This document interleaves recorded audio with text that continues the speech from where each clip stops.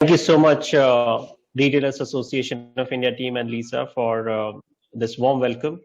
We are right on time, which is very good by standards at which Indian conferences run. And even though it's virtual, I think we have a great opportunity that without taking any flights or creating more carbon footprint, and since we are all talking about sustainability today, we are able to gather virtually.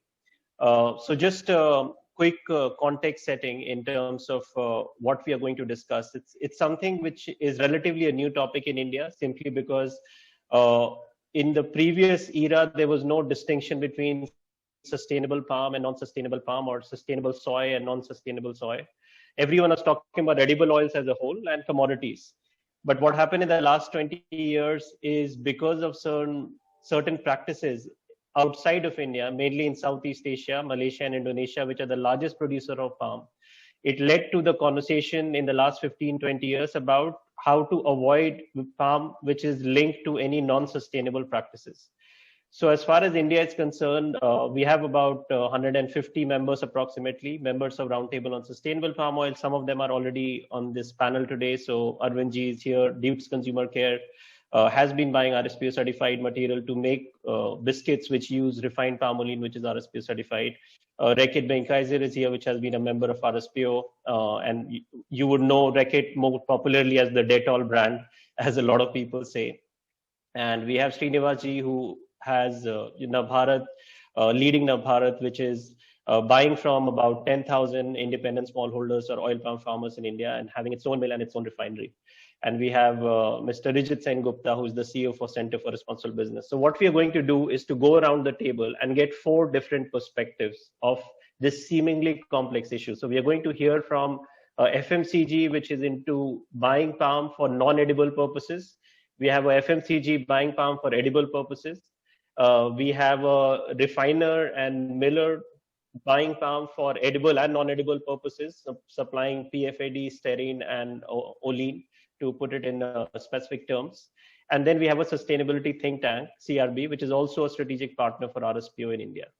So without any further ado, what we'll discuss is how to take leadership in this space and what has happened so far. And we'll ask the speakers to respond on behalf of their organization, but also on behalf of the constituency that they represent. So Bhawna, I will start from you. In terms of Reckitt Benckiser's experience, what role can FMCGs operating in India play for building consensus for sustainable palm oil? First of all, thanks, Kamal, for having us here, and hello, everyone. If to start with, like how an FMCG operating in India for the consensus, I think we have a very complex supply chain from global operation to the rural family farms. And we have the responsibility to ensure that raw materials are being sourced sustainably. And there are certain, like FMCG, there are certain things that we do not directly maybe sourcing palm oil, and that makes our supply chain more complex, because we engage with a lot of suppliers, which because we engage with suppliers where there in the raw material there is palm oil. So our supply chain become more complex. But when it comes to FMCG, or for that matter RB, we consider our supply chain as extension of us. So with that said, we have to talk what we have to walk what we are talking about, and it is very important. And we need to build awareness within our value chain on a demand of sustainable palm oil sourcing. And to do that, I think the most critical thing that we have to ensure is that we need to further extend, or I should say to bring the conversation from just sustainable sourcing or supply to sustainable consumption. And in that context, we need to further engage with sourcing communities like procurement and finance into this conversation as well. And because we feel that they play a critical part to bring the consensus within the market. And when there is a demand and supply, we won't that is where, when the conversation start getting into where the sourcing and demand and supply really happen, when that conversation will start bringing into that, awareness will build. I think that is where we can build a consensus for sustainable palm oil. And it is very important. It is just not that responsible supply sourcing, responsible and sustainable sourcing. It is also responsible and sustainable consumption. And when I say consumption, it is not about the individual consumer, but about like FMCGs, like end consumer like us. And that has to be ingrained into the practices, the procurement practices, the sourcing practices. And I think that is where, when the conversation starts, we will start building the consensus for the sustainable palm oil within the domestic market as well. Thank you, Bhawna. So to summarize, what you're suggesting is that it's not just a discussion for sustainability professionals in India and around the world. We have to bring along the procurement managers and the finance managers, so that within an organization, this conversation is happening in a more realistic way and not just becoming like, these green people talking about sustainability, rather making a business case for it. Absolutely. Understanding the risks which are involved. Absolutely. And I think the three pillars of social, economic, and environment, the three things should always go together and not in isolation when we are bringing into the sustainable development conversation. Absolutely. I think that is a fantastic start to this conversation. We have to bring all the three pillars together of human, social, environment, and the business case of doing it. And a company which has been building a business case for doing it for customers in India and outside. I will bring in Arvind ji, from CEO of Duke's Consumer Care. So welcome, Arvind ji.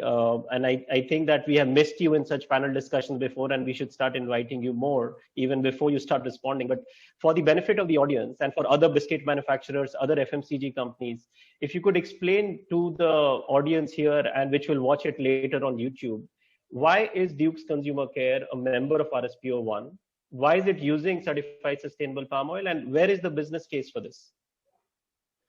Thank you very much for being so kind to me. And why we have done it is, it's very simple. That's what we believe in. So if we believe in sustainability, we look forward for all these solutions which are sustainable and which are aligned with our philosophy. So it started from what is our philosophy. At Duke's, we believe that we will sell only the product which we can consume at our home, and we never do anything which we need to regret. So it starts from there. Hence, we are using RSPO, and we have done extensive study on RSPO. First of all, let me tell you that we are very happy, and it is very sustainable in business sense as well. So I want to make this very clear to everyone that this is a little effort, and once your customers are happy, once you are happy, and we have done a lot of experiments on our various types of biscuits, cookies, wafers, and the customers also appreciate RSPO. We are very happy, and our retailers are happy. We feel responsible about using this, and we have been buying a lot of palm oil. Now we have not converted 100%, but we are about to convert 100% RSPO. It is, and we are also looking for such more solutions in other terms as well. So we are thankful for all the efforts, Mr. The RSPO team, entire team. We are here. We are talking. What I believe in, that we have to create awareness in consumers. Ultimately, it is the consumer, it is the ultimate biscuit buyer who has to decide whether he is buying a product which is responsible, which is having a superior ingredient in it. Once he is aware, everything will fall in line. So that awareness is where we need to put our efforts. We have to create the ecosystem which is having the plus and minus of RSPO, what it is, why should we use it, how it will help as a community, how it will help as a country, and how it will help you as an individual, whether it makes you more responsible or no. So it's not only the manufacturer or the seller it is also every consumer who has to feel that little responsibility which comes with RSPO. Thank you. I think very few people can explain this in such simple terms as you have done, that it is an individual responsibility, even if it's small. And as Bhawna mentioned, it's at the corporate level as well. But it's a shared responsibility between the corporate user of palm oil and also the individual user of palm oil at the level of packet of biscuit. And actually, the next question, Srinivas, for you is related to that very point. Very often we hear that companies in India are not buying RSPO certified sustainable material because there is a price difference. But when we analyze the data tells us that at a packet of biscuit, and Arvind ji can confirm that as well, at a 10 rupee packet of biscuit, we are talking about 1 or 2 paisa in most cases when we use the material. So clearly, price is not the reason. What are the other reasons that makes businesses to stay away from it or be a RSPO member and not buy it? First, thank you for inviting me in. I am a late entrant into this sustainability debates. As a late entrant, the advantage I have is I bring in a fresh look at what is happening. To my perspective, because ever since we started talking with you for the last 3 years in terms of how do we get ourselves certified, the feeling I get is that I'm at the bottom of an inverted pyramid. I'm sitting there listening to all the conditions being put on me, asking me to do this, do that. If you want to be certified, this is all the conditions you have to meet. But I don't see any commitment from the buyer. He has alternatives and he exercises his alternatives. And that, I think, is the key problem. When we talk about total sustainability, I haven't heard any of the speakers saying that all the ingredients of my product will be sustainable. The constant refrain is palm will be sustainable, palm will be sustainable. Reckitt Benckiser uses laurix. They don't ask coconut oil people to be sustainable. Dukes uses wheat. They don't ask wheat manufacturer to be sustainable. But they ask me as a palm oil person to be sustainable. And I think that is what has skewed this whole argument where the rest of the oil, because at the end of the day, I am in a competitive environment. I have to sell competitively. And if my competitor is left off the hook, my buyer is exercising his choice. He buys soya, he buys coconut oil, he buys all the alternatives to my oil. And that, I think, is the key reason why it is taking so long to get us into the system. Thank you. I think once again, very few people articulate it so boldly as Srinivas ji. And as he mentioned, last 3 years of interacting with him has educated all of us so much that the issue also lies with the other commodities. And though we obviously want to make palm more and more sustainable, we can't keep raising the bar when the bar for the others is so low, because for an edible oil manufacturer or importer is obviously looking at soy, sunflower, coconut, similarly. So we are talking about overall product sustainability, not just one ingredient, which is 1% of the product is sustainable and 99% is not sustainable. And therefore the leadership in sustainable sourcing, which is the title for today's discussion, and which is a good segue for me to bring in Mr. Rijit Sengupta, who's my dear colleague from Center for Responsible Business, again working together for more than 3 years now. So Rijit, if you could comment on this and say, how are Indian businesses addressing this during the COVID times? Because clearly what we know from research and science is that there is a connection between planetary health and human health. COVID has not come from a vacuum. It is obviously human related activities which has led to it, as we know now, whether it started in Wuhan in China or wherever else it will start in the future. So where is this on the business priority list in COVID and after COVID? And why the world is fixated on palm sustainability and relatively ignoring the other commodities or ingredients? Great. Thanks a lot, Kamal, for that question. And also at the outset, thanks for the opportunity to be working together on this journey, on this very exciting journey. I think in response to the question that you've raised, I have a question, and not just to the panelists here, but to everyone. And the question really is, how many people in the room feel that their businesses are not dependent on nature? I don't know if there's a way of registering the responses through chat box or something like that. How many of the businesses who are listening in think that their business is not dependent on nature? So as we try and get the answers, all economic activities depend directly or indirectly on natural resources, whether it is water, land, minerals, material, forest.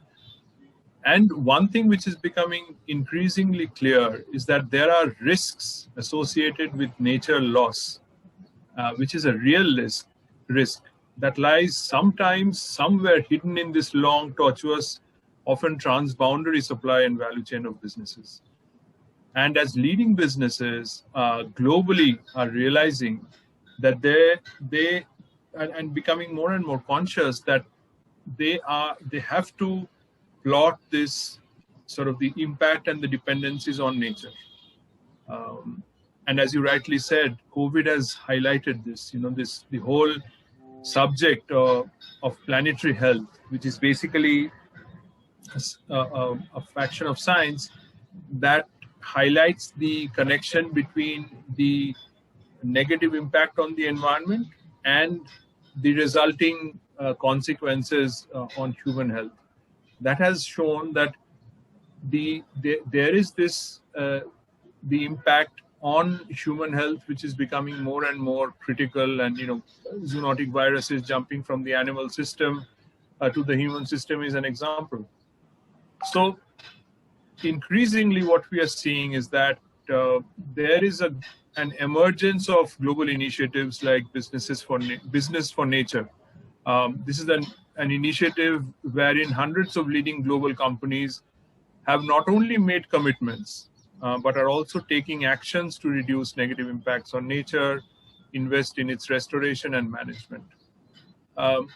When it comes to the specific issue that I think Srinivas ji talked about, which is the lack of a level playing field across commodities, this is perhaps where people like Arvind ji and those leaders come in. When he talked about that we are not going to do anything which is harmful for us in our family, in our business.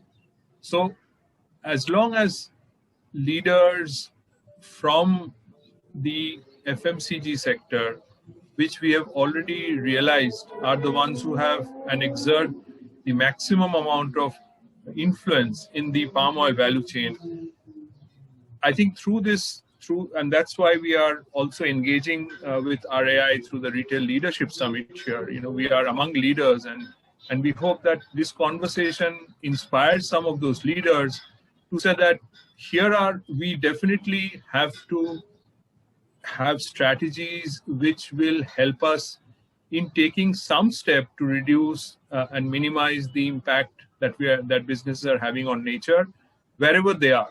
And therefore, we make a commitment to promote sustainability across commodities, not just palm oil, not just cereals, not just spices, but across commodities. And then it is basically a question of how. The why is very clear, and it's a matter of how. And I think there are possibilities of the how, which we are going to cover in our conversation going forward. Thanks. I don't know if that tries to answer your question. Yeah, the next part of the discussion is actually the how question. As you said, I think the why is clear for a lot of people because of COVID and sustainability and awareness around it. Now we'll come to the how part, and I'll come back to you, Bhawna, about this question. How does Dettol business or Reckitt Benckiser in India and outside, if you focus on India, in the next 5 years, how do you look to transition to using RSPO certified material for products which are made for the Indian market as far as palm is concerned? And in the context, we also have the government of India, which is making very bold statements about self-reliance in edible oils. So how do you see both the things? Because there's a trend which is encouraging more and more growth of domestic edible oils, including palm. And Reckitt has made commitments to transition to certified sustainable palm. So where do you see it going in the next 5 years? Yeah, I mean, thanks for this question. And, I would like to continue where Rijit said, it is important. Why is there? What is sometimes also clear? It is how, which is not very clear when it comes to this entire process. And this is where we are also stressing when it's not, again, I'm saying it's not about just RB and FMCG also, because how is the most crucial part? And that is where my first conversation, when I said it is not about us only talking about social and environment part, economics do play into this, and how the market is working, and how we have to work around that market, that it becomes feasible, not only for the buyer or the supplier, but also for the end consumer. And when I say end consumer, it is about the individual consumer also. And I think this is very important. And what RB, so far our program has been mostly in the Southeast Asian part, but post-COVID, the focus, like pre-COVID, the focus was mostly on the import, but things have changed due to pandemic and the closure of international trade borders. Trade has been disrupted. Many things many production has hampered, and companies have realized the importance of developing local, but again, a responsible supply chain. But then it is a question that how to bring that responsible supply chain. What are the options available? And as you know, that India is one of the major importer of palm oil. So do we have that demand supply equation within this domestic market? And if we have, what are the costs related to it, and how can we manage it? So this how is, of course, a very critical question for us right now, that we are making our next 5 years plans or 3 years plan, that how we are going to go for it. So initially, yes, for RB, it is very important that we understand and we know the traceability. Traceability is an important factor for us, and we would like to know what smallholders or the farmers are doing. We would like to understand their limitation when it comes to environment, when it comes to social limitations. So that is definitely a focus. But when it comes to Indian market, as we said, that the demand and supply is a question here. And do domestic market can cater that kind of a supply in the cost that any corporate would like to have, even in the Indian context.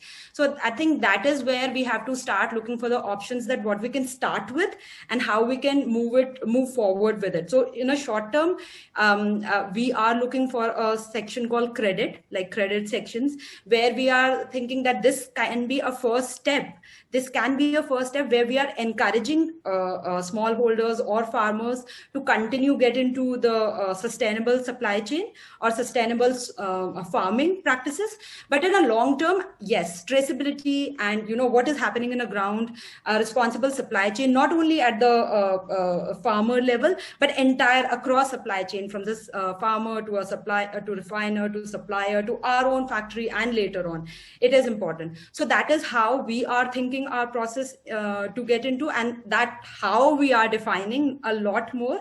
And the context to define a how is what is the current market, like what is the supply, what is the demand, and how we would like to put in.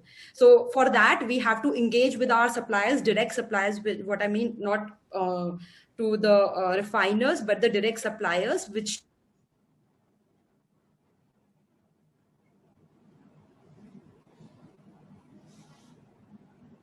Sorry, I'm not sure just me, but Bhavna's video is frozen. We can't hear books. Then can we go for the real supply chain? Can we trace our own entire supply chain? So yes, that is our main goal, and that will be the focus.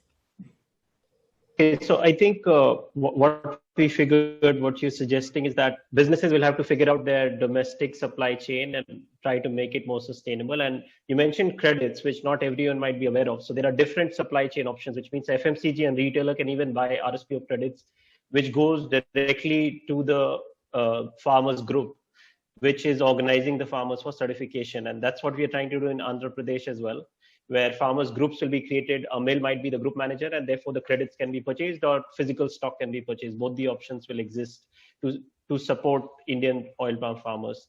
I'll come to you, Arvindji, about educating the how part. So how did Dukes go about educating its suppliers on one side and then the customers, the retail customers or the export customers on the other side? How easy or difficult was it for you to explain what is certified sustainable palm oil to your suppliers and to your customers? Yeah, thanks. That's a very good question. So we put that in every pack that Duke's product is RSPO. We are using RSPO. We try to educate them through our packaging. We try to align and enroll all our stakeholders, well, our retailers, our retail partners. We do business with big retail chains like Reliance or any modern trade chain. We also supply to 125 countries. So everywhere we hold this, that these are our values, and this is, we believe in sustainability. We believe in that our products are responsible products available in market, and like we try to correlate, align, enroll that this is what we believe in, and we align with them in terms of responsibility sharing, that if you also share little bit of responsibility, together we can make this planet a responsible planet. We also bring people on the table. We discuss, understand. I completely align with what the other panelists said. We have to create ecosystem. We should also see the economical challenges, and the biscuit as such is a very competitive commodity in India. We have to compete that way. So bringing people on the table, understanding, aligning with them, and it's a continuous process. It cannot happen in one day. And the education awareness of the final consumer, you know, India is a country where we sell maximum 5 rupees biscuit. So as per Nielsen, 70% market is below 20 rupees MRP pack. And those people who want to buy 5 rupees pack for their quick consumption outside home, how we bring that responsible factor in their mind, how that happens is the challenge we are working on. But we are very clear on what we are doing and what kind of alignment, enrollment we have to bring, how we have to educate. And all our partners, stakeholders, buyers, suppliers, they understand that we are continuously working in that area, that how we tomorrow to our kids, we should say whatever businesses we have done with our with the responsibility, whatever we at that time we had, because ultimately the awareness to have a better planet is going to come. So India has many Indias in it. Somewhere the awareness is less, somewhere the awareness is more, and it's a continuous process. I think another 10 years, people like us, we all do a lot of conferences, connect and create better understanding, awareness. So we are doing our bit of it. Like वो बोलते हैं कि गिलहरी भी पानी भर के लेके जा रही थी, मिट्टी लेके आ रही थी जब सेतु बन रहा था, when Sri Ram was going to Sri Lanka. So we are doing that गिलहरी step at Dukes. How effective it is, how much it will create the awareness, we are not sure, but we are sure कि जब इतिहास लिखा जाएगा तो ये लिखा जाएगा कि we have done our part of it. I think that's fantastic. I think we can call it the Guilherme effect, because that is brilliant, that everyone does their part, however big or small that is. But you as an organization feel that you are doing your bit, and history will look at and judge us accordingly on that. I'll bring you in, Srinivas, on this point about this Guilherme effect and doing your own bit as far as the Indian FMCGs and retailers are concerned. As far as Navabharat is concerned, you do work with a lot of mid-sized companies, large companies, in terms of selling your material to them. How do you think they can be encouraged to buy made in India, certified sustainable palm oil from Indian refineries, Indian mills, produced by Indian farmers? Okay. End of the day, the person who buys the oil has to have an assurance that it is sustainable. And that is where I think RSPO comes in. The certificate is important because without that certificate, no one knows exactly what the process has been. But as much as I say that, most of the RSPO standards, we've been working for 3 years on it, are based out of experiences in Malaysia, Indonesia, and the other countries. And the Government of India and the state governments have put up a very strong position 30 years ago, which I'm sure you would have seen it. They're far ahead of their time. And we already have very sustainable practices. But the question is, how do I prove it to you or to the buyer, my buyer? And that is where RSPO has come in. But even if I complete all the processes, I don't see a guarantee that someone will pick up my oil and compensate me for the extra effort I've asked my farmers to go through. So I have approached my farmers and I've told them that, okay, if I forget about what others pay you, I will pay you upfront. You follow these practices. I'll go back to the supply chain. I will go back and ask for an extra amount. If I get it, fine. If I don't get it, even then it's okay. I will continue with the methodology of ensuring that I can go through this process of auditing and getting my certificate. Okay, so I think you touched upon a very important point of assurance to the growers, mills, and refiners. Because even within the RSPO demand-supply market, we see in India and globally that there is still more supply and there is still less demand, and it's growing. And what RSPO started doing since 2019 is the application of shared responsibility rules. For the benefit of audience, I will highlight what Srinivas ji was just saying is that if you are a FMCG RSPO member, like Reckitt Benckiser or Dukes, you are now committed to increase your buying by at least 15% year on year, which means you're committed to the whole supply chain and you're willing to play your part in doing it. And if you're a refiner, then it's also another X percentage compared to last year, which means for anyone who wishes to continue getting benefits of RSPO, its certification, its credibility, traceability, will need to continuously increase. If someone is on 0 metric tons of buying certified sustainable palm oil, has to reach 100% within a span of 7 years as a FMCG RSPO member. So that has started fixing some of the issues, but it's still a new idea that RSPO has started with along with its members. I'll bring you in, Rijit, on this point in terms of how do you see this challenge in terms of applying the shared responsibility rules? Have you seen this in any other commodities? You think, can this be the game changer to create that business case that we have been trying to build? Yeah, thanks, Kamal, for that question. I mean, listening to Srinivas ji, I think one thing I'd like to mention to him and probably to the others who are listening in, who want to get into this game.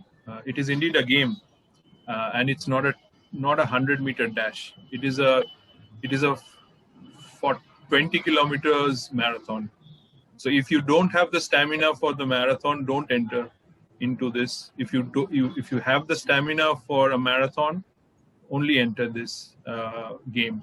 And I would like to be very cut and dry here, because this is what we hear from across, that we have entered into this array, we are not getting the returns. You will not get the returns in the first 5 years. There is a particular graph in which sustainable businesses break even, and you will have to go through that journey. You will have to be conscious about it. If you have the stamina for a marathon, this is a marathon. We are not trying to change things overnight. Things will not change overnight. The challenges that we are dealing with are incredible in terms of their significance. And we will all have to, as Arvind ji said, work like the squirrel or the gilhari, and it'll bear the fruits. But we will have to be patient. We will have to continuously engage, and things will, the break even will happen at a certain point in time. And this is, Kamal, this is typical of all sectors. This is not just in, food. It is also, we've seen the same thing in apparel and textile.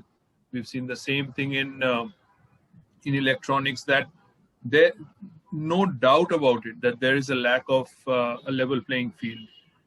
There are people who are trying and they're not getting the kind of results that they wish to get, because the level playing is not, the playing field is not leveled, and it will never be leveled. There will be competition. There will be, the ever increasing intent to outdo your competitor, and perhaps even sustainability can be used to gain competitiveness. You have to work a little bit more on creating that story, and I'm sure, I don't know whether Dukes has started to work in that direction, but this is probably one thing that can be done, since you are already engaging so much, that you try and create a story about how your effort in sustainability is you are hoping will achieve the kind of results. And there is a large number of consumers, especially the youth, the young millennials, who have access to technology, who are on social media, who will pick up the message, who will start to reward those businesses in the marketplace. So I'll stop here, Kamal, if that's okay. Yeah, thanks. And actually, when you were speaking, it reminded me of a conversation I was having with Arvind ji yesterday, in which he mentioned that, look, our message should be clear to the individual consumer out there, and the businesses will respond as long as the individual consumers know what is a sustainable product, what is sustainable palm oil. So while we educate the businesses, it's also important to educate the youth, the new generation, the old generation, that there is something called responsible products or sustainable products. And once that demand starts going up, and we are running a campaign with the Better India called #KnowYourPalm. They are leading the campaign, we are supporting it, to just educate people on know your palm. First of all, what is palm? That it's a fresh fruit bunch. Though it's called a vegetable oil, it's called a fresh fruit bunch. And I know that Srinivas ji in Navabharat has launched a new brand which is called palm fruit oil. So it's just a perception that people have about any commodity, and palm is one of them, about educating customers that it's a fruit oil. It's just like anything else that you see. And at the same time, when consumers know about this, they start asking the businesses and the brands, and the business gets built there. I want to, before I move to the next set of questions, I wanted to actually share my screen to show a guide, a business guide that we made, keeping in mind FMCGs and retailers. We call it How to Transition to Sustainable Palm Oil Business Guide. You should be able to see it on your screen right now. So what we did is that RSPO, along with the ISPOC, Sustainable Palm Oil Coalition for India, we got together, we put some of our brains for over a period of a few months to create it in 2-3 pages. Why make the switch to sustainable palm oil? So we said that why is clear, but probably not for every business. This why is not clear for every business still. So we highlighted some of the points, and this business guide can be accessed on indiaspoc.org. India, and someone can mention it in the chat. It's on the resource section of indiaspoc.org. So doing the right thing is very, very important. As all the speakers have already mentioned, doing the right thing means, am I running my business sustainably or not? Am I damaging the planet or not? Am I supporting sustainability or not?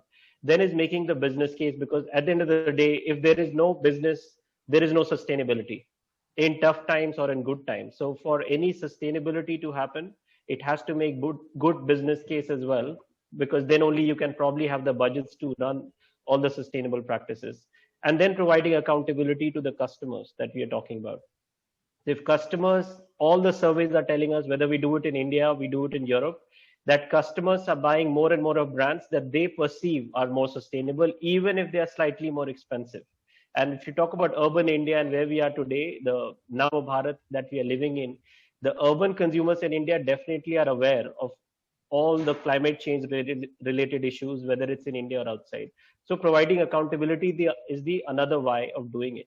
So taking the first step is very important, which is appointing someone in your company to actually study what is sustainability, what is sustainable palm oil, what is sustainable sourcing, and then contact RSPO or contact ISPOC to make sure that you are starting your journey in a sustainable manner, looking at long term, as Rijit mentioned, that it's not for short distance sprinters who, with an outlook of 100 meters. It's more of a marathon. And to run the marathon, you need a team within your own organization so that you're not the only one driving it, and you have finance people and you have procurement people. The next page talks about how to implement the policy. The how to implement comes from the top, generally speaking, because if it doesn't have buy-in of the board of directors, board of governors, the top management team, it's very difficult to make this fly, because it will just not gain the acceptance or the budgets that it needs. Can I interrupt? Yes, please. We are talking about purchase community and the finance community, but for FMCG, we have to add the marketing community. Yes. What happens? My marketing guy has maximum money to spend, and the role of finance guy is to save. The role of purchase guy is to screw everyone. They don't have their money in their kitty. The guy who has money is coming to me with writing concepts of a product in a different sense. So these guys work with agencies and they come up writing concept ki sir aisa bolo ki hamare biscuit mein zyada cream hai, and we are going to talk about this. We are going to talk about happiness factor, the hunger factor. All that concepts they write and bring. None of them have ever written a concept that we will be sustainable. We will RSPO. So please write that you need to bring agencies and these marketing guys and the guy who has money. They are asked to spend money and they have given the money to spend. So you have to bring somebody. If you have to create awareness among the consumers, you need to include those marketing guys. That boss write the concepts of your advertisement and write the storyboards around the RSPO and sustainability, and not only taste always, because they do the research and they come up and they say taste is the best factor, and let's make the story about the taste. Absolutely. I think I have no choice to agree with them. Because they are the marketing guys, right? Because they have hired a marketing agency with a massive budget. So they do research and they come up that our research is saying this. They never come up that our research is saying that people are aware about sustainability and they will buy the product which is sustainable. They don't do, they never come up with that concept. So how to do that? Srinivas ji, your hand is up. Please respond to this. How the marketing guys, how do you deal with your marketing This guys? is a contradiction which Arvind is saying, because he says they do the research and sustainability does not come up. And here we are saying that sustainability is important and everyone knows about it, which is the truth. So real market is wrong. Is the research wrong or are claims wrong? We need to clear up this fact, because otherwise, when we say that everyone understands sustainability and everyone knows about sustainability, the question is, why is the research not showing it? The orientation of research. It's also intention of research. See, I'll tell you the orientation of research and the intention of the guy who is doing research. Statistics is all about damn lies. So the kind of thing you ask the question from them. So if you make the research in such a way, then you ask them, will you buy something which is sustainable? Then you will see some comments coming, but that question is not there. They will buy, why are you buying this product? What you like in this product? When are you consuming this product? After school, inside school? So all that questions are coming. Nobody's asking my son, look, boy, if this is sustainable, will you buy this? Nobody's asking that. So research are made in such a way. Right. And the good thing today is that we have 3 CEOs on this panel. And I think previously when we have had such panel discussions, we have had the sustainability professional or the other people. But I think one of the learning we are getting as organizers is to definitely start inviting more and more CEOs for such panel discussion, because you get proposal from the marketing guys, from the finance guys, from procurement, and it's eventually the decision of the CEO or the COO in some cases. Rijit, you were raising your hand. You wanted to comment on this? Yeah, I wanted to comment, but I think Arvindji has already answered it, that the questions that the market research people ought to be asking are not asking. So I think that's also, an area for us to work with those market research organizations. And Arvindji, I think the question that you asked is probably half the question, because I think what one also needs to add to that is the cost. Will you be willing to pay 2 rupees extra for your biscuit if it was sourced, if it was to if the information that you are to get is that it's not going to harm nature? And then I think we will have a great sort of survey done, and the stories will then be written. Or rather flip it and say if it will benefit nature, because Yes. sustainability should benefit nature, increase the yield, and so on and so forth. Instead of, I've learned that from Srinivas ji over the years, to put the positive of it, not just. Well, there are two options. Either you do good or you do no harm. So it depends on whichever side you want to take.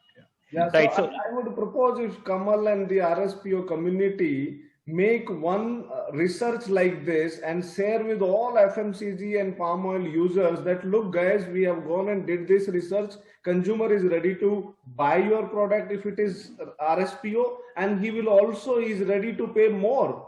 So if we say that we have done research in these areas, this is the panel, this is the sample size, this is what they're saying. So maybe I will share with my marketing agency, I will share with my marketing people and say, hey guys, please have a look on this. Can you work around something on this? Maybe Very a good small campaign. Point taken. We have done one research a couple of years back. We'll do another one and share that with you. Okay. One point which I love playing the victimhood, because I am in palm oil. And what I keep hearing, and I think the success of RSPO is the problem for palm oil today.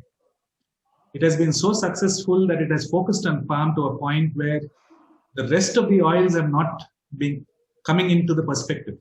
We keep on talking about RSPO and palm, but we forget that the other oils are also being used. So can we just stop using the word palm oil and say oil? Because that is where most of the skew is coming from. And factually, you're right, because the data is that 70% of edible oil used in India is palm oil, but there are 30% other oils as well. So India is importing 9 million metric tons of palm oil, but it's also importing other several million tons of soybean oil. We are the largest importer of soybean oil as well as of palm oil. So eventually, we are the largest edible oil importer in the world right now, spending 10 to 15 billion US dollars every year. I'll just close this document so that we can come back to the discussion we are having. So for organizations out there, FMCGs and retailers listening to this, how do you build internal capacities to appoint a person who is responsible for shifting the organization to sustainable sourcing, whether it's your procurement manager or it's your sustainability manager? That is your call. Some organizations many have taken both the routes, and then create a policy or a commitment and share with the stakeholders, meaning to say that without a sustainable sourcing policy, it's very difficult to get a buy-in from all the stakeholders, the suppliers, the customers, and so on and so forth. So the job doesn't stop at just appointing a person. You have to back that person with budgets, resources to make a policy. And as Arvindji mentioned, have a marketing study also done, which we are more than happy to do, as well as CRB and WWF, and many of us have done those studies. So once the policy is in place, then it's about the execution of that policy, which will come back to your desk if you're a decision maker any which way. What happens if you discover non-compliance in your supply chain? This is a very sensitive topic in some cases, and unfortunately in RSPO, if some of our members, they do not really adhere to the promises that they have made, commitments they have made, we are left with no choice because they violate the RSPO code of conduct and they end up leaving, or we ask them to leave because they join with a purpose. So if your supplier is not able to fulfill the promises they are making of providing RSPO certified material, you obviously try to resolve it. You engage with them. You don't just, from day one say that it's in and out system. But despite all the efforts, if it doesn't match your company's values of sustainability and sustainable sourcing, we all are left with no choice but to ask that supplier to move out of your supply chain, just to manage your own risk, of course. So I will wrap up here on this point and move to the last set of questions. So the action is obviously clear. RSP already has a set of principles, criteria, indicators to become a member and then apply the standards, and the India platform, which is ISPOC. And you can see this document on the ISPOC indiaspoc.org website as well. So yes, Rijit. Sorry, very quickly. I think there have been a number of questions posted by the audience, so maybe we can try and take some of those questions so that the others can also feel, the audience can also be taken into this. Yeah. Thanks. Yeah, so I see a question here by someone asking, how can businesses work towards ensuring tier 1, 2, 3 suppliers also follow sustainability guidelines that have been set? Who would like to take up this question? How do you reach tier 1, 2, 3 level of suppliers for this? I would just like to start in it. And I think to say that how we approach and how we, start with it. I think traditionally the approach was only audit centric, that whenever you want to bring people into follow certain things, just do the assurance and audit part. And now we are now what we are seeing that the trend and what is actually working is collaboration. So be it tier 1, be it tier 2, be it tier 3, you have to, it cannot be we and them. It has to be us now. And that is what is becoming more important if you want to engage tier 1, 2, and 3. And that is where we have learned our lessons over a period of time where we have started from being an audit-centric company, we have started becoming more performance-centric, where we have started making sure that building together, we have to have a shared success. We have to see them as extension of us. And that is where you can engage, you can, they will be also open about the limitations and challenges that they are facing. And then solution can be found, or what to be taken next.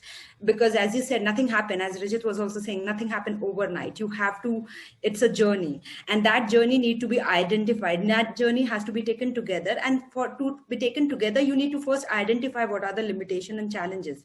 And to identify, there should be a transparency, not only about the traceability that we talk about when it comes to such topics. It is also about being there together and then working with them, resolving it, and, understanding that this is a journey, not becoming a kind of a policing. So this is what we have, I think, I hope I have answered this. This is how we engage and we bring it forward. This is how we bring it together with both sustainability team as well as the other teams who are in the organization.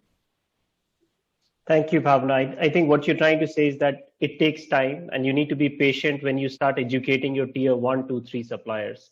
And it is a team effort, of course, because just the sustainability team of a company cannot be expected to do all of that training and capacity building. Everyone kind of has to come together for that, but it takes time. And we are all here to support that process, of course.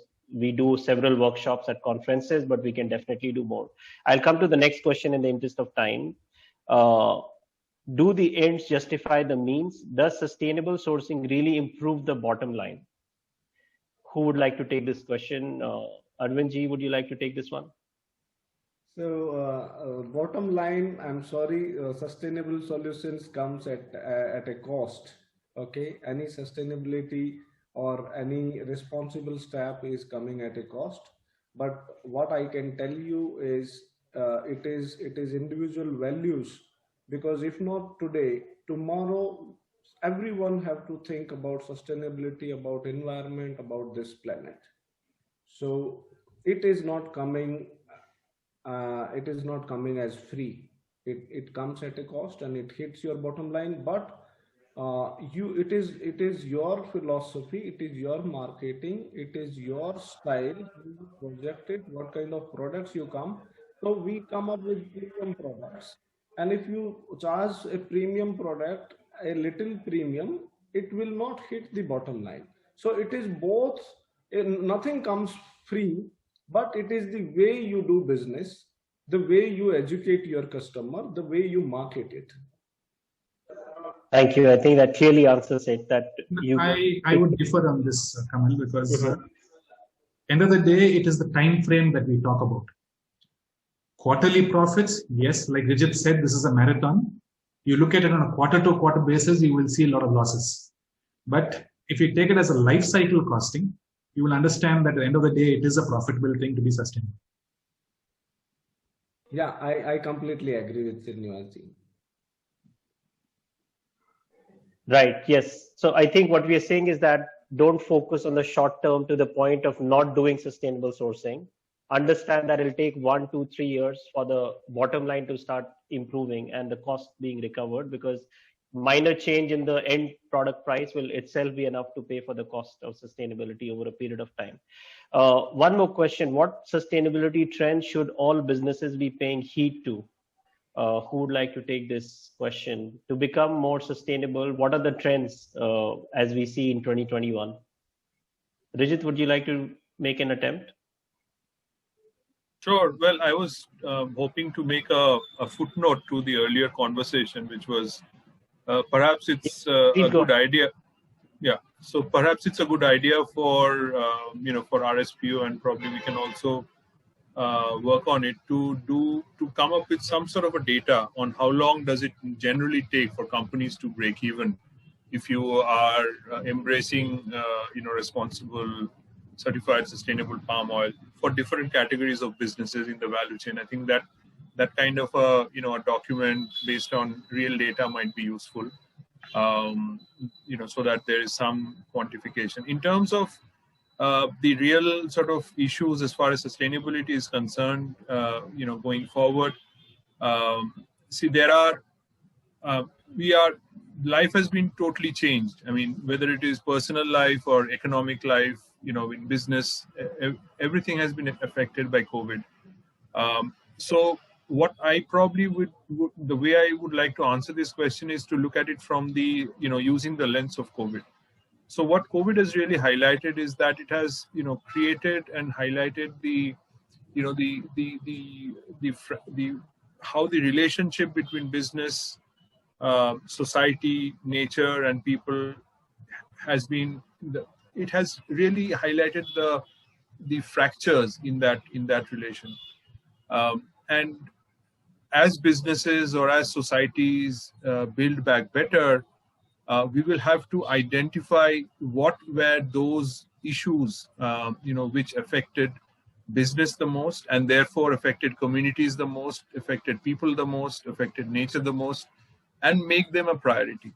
Whether it is, working with, if I may, for example, migrant workers, whether it is being more efficient with material, resources, energy, water, whether it is being more, investing more, or according more investment in your supply chain to identify where those risks lie. These are definitely some of those issues that we are seeing that businesses are talking about.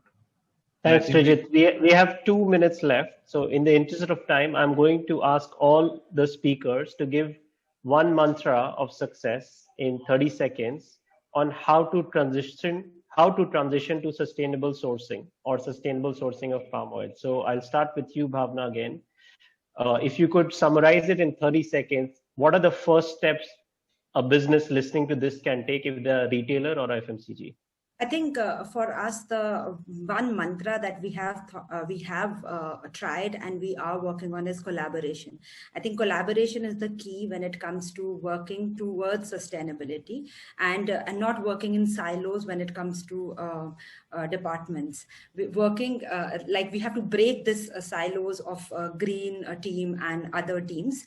We have to work together within the organization and outside the organization. We have to start talking with respect to we, then them. We have to start working in that. And I think this is the mantra when it comes to bringing the sustainability forward. Thank you. So talk about collaboration and we, not you versus me, but let us all do this together, and not just the green people doing it. All of us have a stake in the game. Arvindji, what would you suggest as a mantra for success for businesses listening to this? So for me, mantra is we have to create awareness to the consumer. We are trying to approach this problem from the manufacturer and the purchase manager and finance guys. This way, this will not get addressed. How it will get addressed is that my consumer walks into the store and looks for RSPO and responsible products. And that time, everybody will see that if my customer is looking for something which is responsible, which is sustainable, or everybody will fall in. So my mantra is to approach the problem from the customer side, create the awareness of such companies, such products which are responsible and which are aligned with a healthy planet. So we heard two C's right now, collaboration, and the second is consumer education. Srinivas ji, what would be the mantra that you will suggest for businesses? See, to me, it is the communication. And the way I look forward in this process would be to leverage the technology that which is changing. You have blockchain technologies coming through, you have QR apps, which can actually take you to experiences of the source of your item which you are buying. There's a gamut of technological appliances today available where the communication can be multiplied and the experience or the monitoring can be shortened. And I think all these things should be leveraged to get this message across. Thank you. So another C, the third C is communications and technology. And Rijit, are you going to mention a C or something else? Yeah, I can't but stick with the C, and I would say that sustainability makes good business sense if you know how. Very good. To sustain the sustainability. Kamal, you have to sustain the sustainability. As I said, if there is no business, if there is no profits, there is no sustainability, right? So, I mean, the business case has to be. Kamal, I still go back to my victimhood, where everyone says it is palm which is sustainable. You choose sustainable as palm, and that is where I think the equation should change. I think, as you said, the success of RSPO has become so much that other commodities are trying to catch up or not doing enough. I think we'll finish at that there is a RSPO is obviously miles ahead in certified sustainable palm oil sourcing, production, trading, and others have to catch up to this. That does not mean that as RSPO members start slowing down. It only means we do collaboration, as Bhawna has just mentioned, that we get others to catch up and match those standards that we are trying to set. It is not catch up, they should be forced. And Bhawna, I request you that in your now you have agreements asking suppliers to sign an agreement about sustainability. Can you change that to edible oil and not palm oil? So why don't you rename RSPO into RSEO, Roundtable for Sustainable Edible Oil? Correct. I think the General Assembly of RSPO, the members of RSPO will have to consider that. So I think the point is taken. In case you're joining us right now or want to share this video should be available on the Retailers Association of India YouTube channel, so you can easily find it.